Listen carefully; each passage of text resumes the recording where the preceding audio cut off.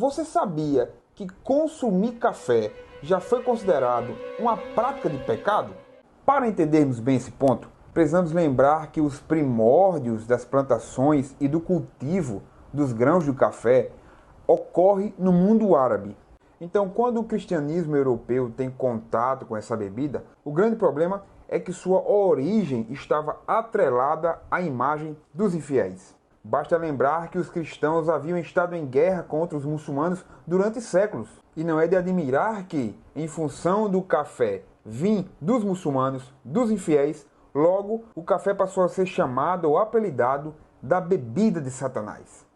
Em geral, o café era considerado um licor misterioso, exótico, inebriante. Muitos diziam que o café era uma invenção amarga de Satanás, muito em função de que ele exalava o cheiro do próprio Islã, e muitos até suspeitavam que o café viria para substituir o vinho usado no momento da Eucaristia. Dentro desse contexto, onde o café era estigmatizado como pecaminoso ou mesmo como satânico, surge uma figura inusitada que, conforme algumas narrativas, mudou o rumo, ou melhor, mudou a conceituação cristã acerca do café. Eu estou falando do Papa Clemente VIII.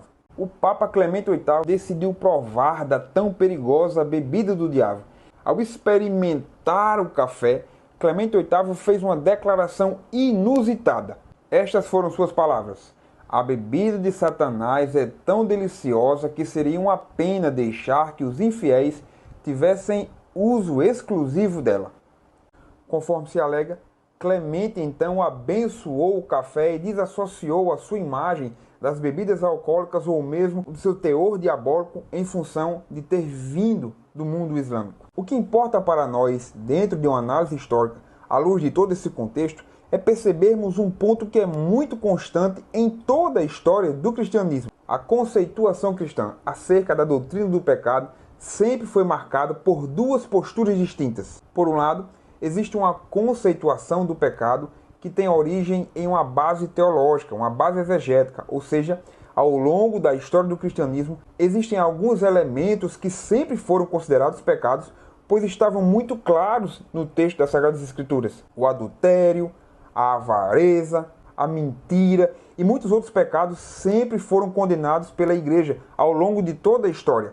No entanto, com o passar do tempo, algumas posturas, alguns costumes, algumas práticas foram também condenadas como pecaminosas, como heréticas ou até mesmo como demoníacas, em função das peculiaridades econômicas, políticas e sociais em que o cristianismo estava inserido.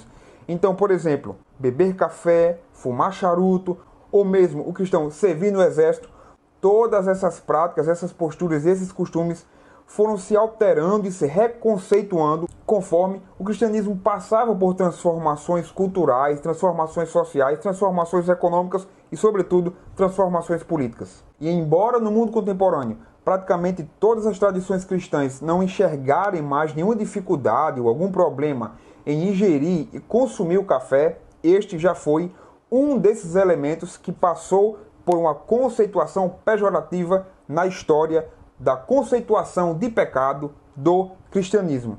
E se você quer aprender mais acerca de como funcionava a mentalidade, os dogmas, a liturgia, os costumes e as figuras importantes da história do cristianismo, se inscreva no nosso canal, acompanhe nosso trabalho e não perca os próximos vídeos.